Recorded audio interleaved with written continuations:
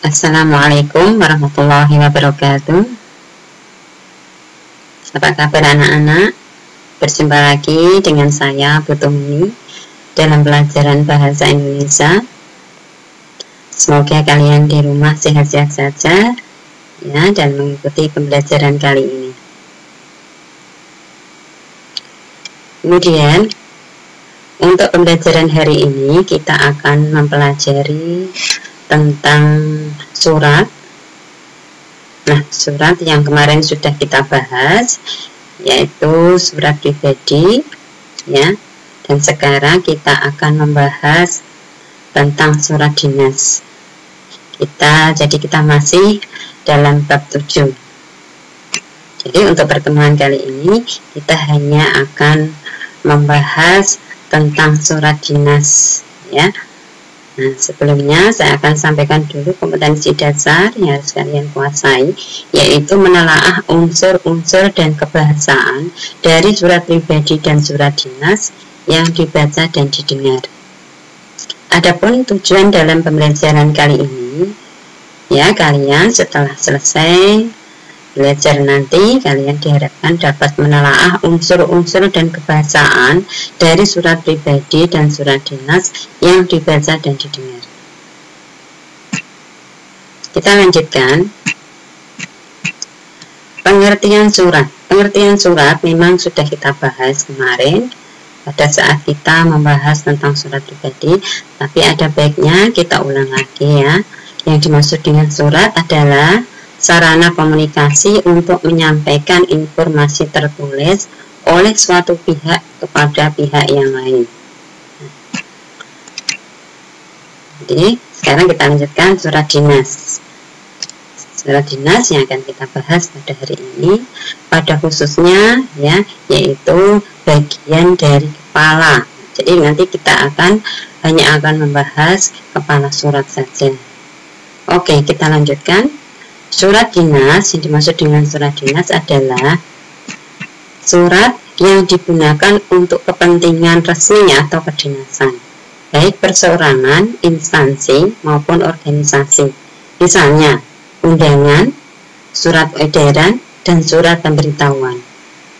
Pasti kalian pernah kan mendapatkan surat dari sekolah, ya. Itulah salah satu contoh surat dinas yang berbentuk undangan yang diberikan kepada orang tua kalian di rumah. Kalau mungkin masih ada, kalian bisa melihatnya lagi. Oke, kita lanjut. Sekarang ciri-ciri surat dinas. Ciri-ciri surat dinas yang pertama adalah menggunakan kop surat apabila dikeluarkan oleh suatu organisasi. Yang kedua adalah nomor surat, lampiran, dan perihal. Yang ketiga, menggunakan salam penutup. Ya. Kemudian yang keempat adalah penggunaan ragam bahasa resmi. Ragam bahasa resmi di sini maksudnya adalah bahasa yang digunakan adalah bahasa yang sudah sesuai dengan kaidah yang disempurnakan. Ya. Yang kita lanjutkan nomor 5, menyertakan cap atau stempel dari lembaga. Nah, kalau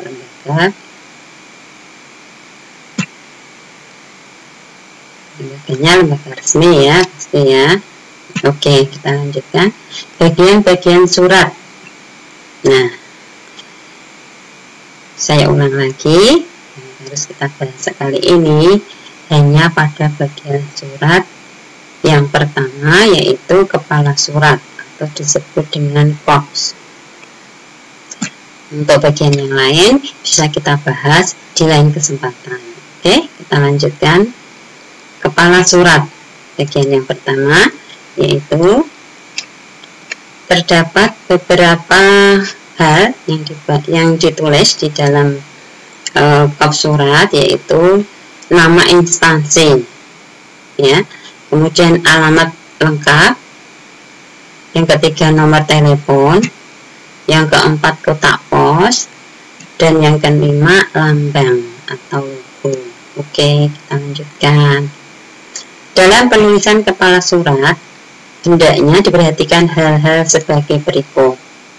Yang pertama, nama instansi jangan disingkat.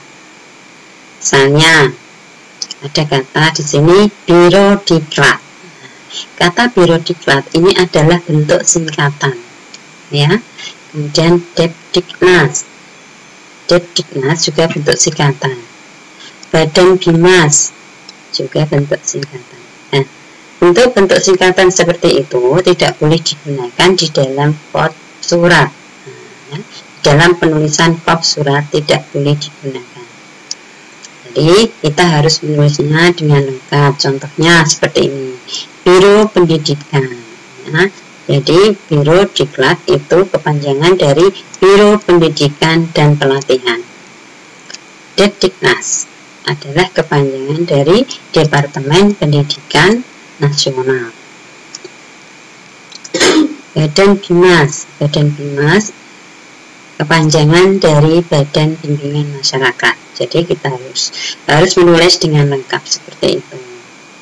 Dilanjutkan kata jalan. Kata jalan juga tidak boleh disingkat. Misalnya JLN atau JL saja. Tidak boleh. Harus ditulis dengan keseluruhannya, misalnya jalan. Ya. Seperti contoh ini, bisa kalian lihat, J-nya tetap menggunakan huruf besar. Oke, kita lanjut. Kata telepon hendaknya ditulis dengan cermat, yaitu telepon, jadi bukan telepon atau telepon. Dan jangan pula disingkat TLP atau TILP atau TELP. Semua itu adalah salah. Yang betul telepon. Nah, itu ya. Kita lanjutkan yang keempat. Kata kotak pos ditulis kotak pos, dan jangan disingkat K-pos atau Kotpos atau PO Box. Nah, yang betul adalah kotak pos, gitu ya. Kita lanjutkan logo atau lambang. Logo atau lambang ini boleh disertakan apabila ada.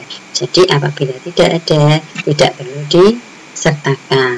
Oke. Kita lanjut lagi contoh sekarang.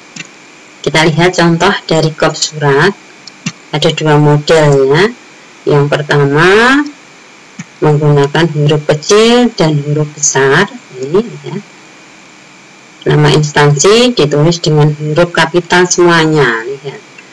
Semuanya harus ditulis dengan huruf kapital, tidak boleh menggunakan huruf kecil seperti nama jalan seperti ini, tidak boleh. Oke. Kemudian nama jalan atau alamat, ya. Alamat ini kita tulis dengan huruf kecil kecuali yang berada di awal unsur. Oke, kita lanjutkan. Kata telepon juga demikian, harus ditulis dengan benar, telepon. Nah, kemudian bentuk yang kedua bisa kalian lihat di sini.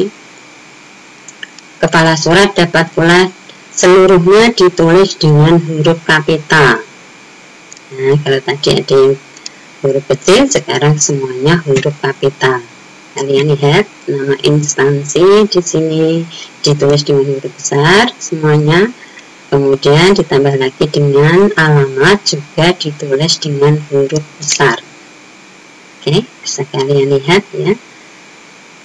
Pemerintah Kabupaten Demak, Madrasah Sanawiyah Negeri 4 Demak. Semuanya huruf besar. Dilanjutkan dengan alamat Jalan Arum nomor 1 Jatisono Gajah Demak. Telepon sekian-sekian. Oke, sudah paham kalian? Nah, itu terima kasih atas perhatiannya. Kita lanjutkan pertemuan yang akan datang, yaitu bagian yang lain ya. Untuk bagian yang sekarang, yaitu bab surat, kita sudah akhiri. Berwisata ke kota Bekasi. Kota Bekasi banyak buahnya. Saya ucapkan terima kasih karena kalian telah mendengarkannya. Assalamualaikum warahmatullahi wabarakatuh.